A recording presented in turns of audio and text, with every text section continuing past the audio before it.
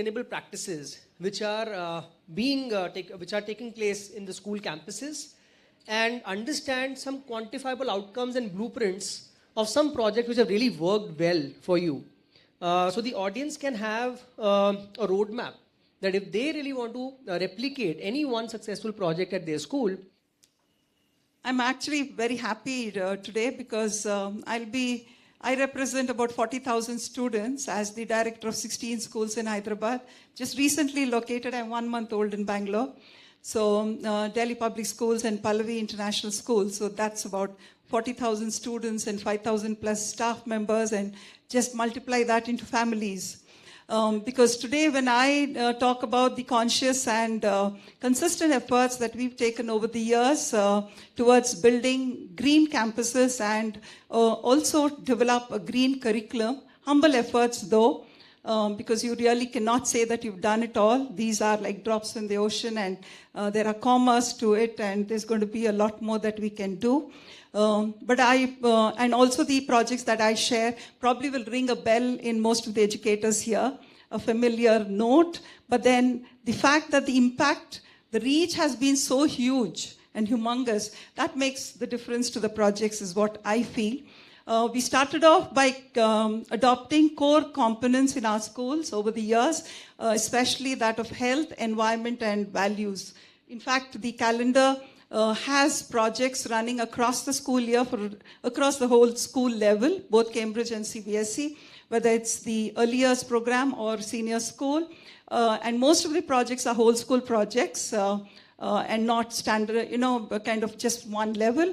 We also look at sustainability, or we look at conservation, and we look at all of these change elements to happen like a movement, and probably a mindset change in the students and parents and the staff, rather than a standalone project, start and finish the project and kind of, document it and finish it. So I think over the years, we've been able to make it a practice in the school, and I'm very happy to share that at least most of the practices that I share are about 10 years old in the school, and I'm testimony to the fact that we've never missed a single day which is meant for it. Let me talk about the first one, about energy.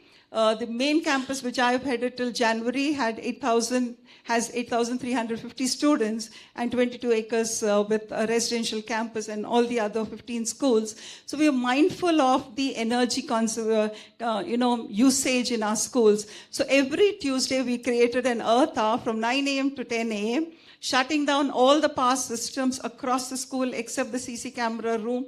I think the whole campus across all the 16 schools used to shut down power systems.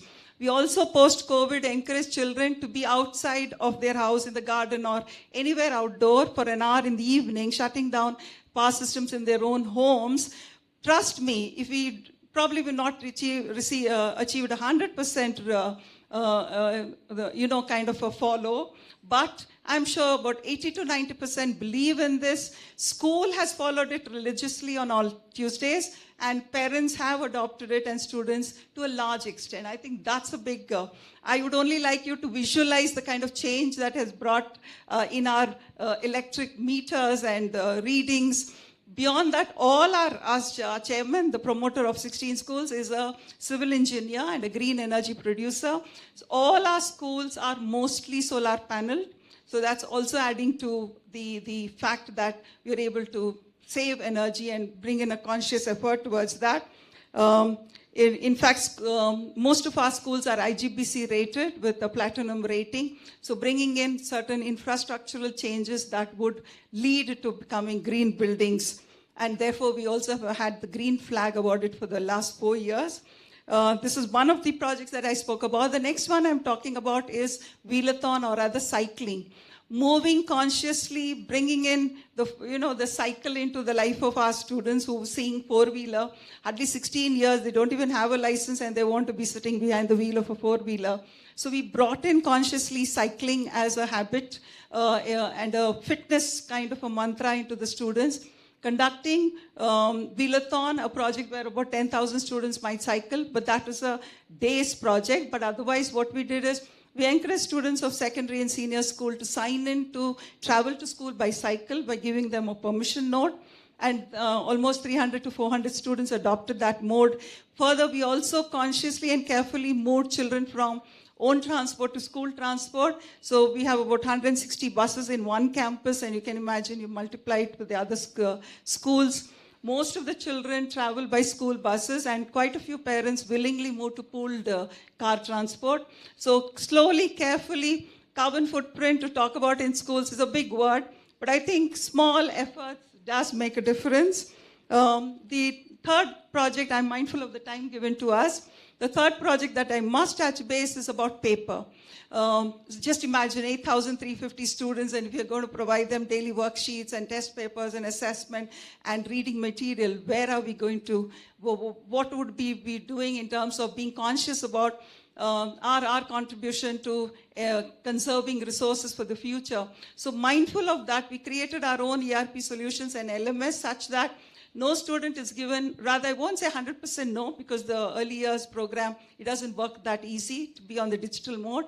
But from class 3 upwards, we have adopted the digital mode, uploading all the resources that are required for students and parents on the LMS and the ERP, and therefore we don't print.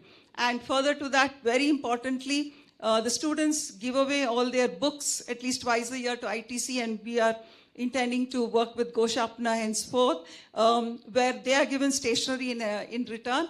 The exam department, just imagine class 9 to 12, about 2,500 students of one school and so many schools. We have so many evidences, answer scripts and others mandatorily kept back in school, not given to parents. So we've been giving that to ITC, and trust me, in a year we are given about 30 cartons, 300 reams into 500 A4 sheets, no less than 15,000 answer sheets given free to the school, and recycled paper, chart papers given to our art department to make what they want. And slowly over a period of time, we moved out of invitations, using chart to make an invitation to e-copies only. We stopped insisting on parents coming to school for PTM because then they will use the transport. So we started allowing for appointments on the virtual mode through Zoom meetings. We give appointments. We also have live chat running through the day with people at the help desk. So I think small measures have made a difference. And I represent that 35,000 to 40,000 students who adopted most of at least these 3 projects that I'm sharing, which are a few among many. Thank you.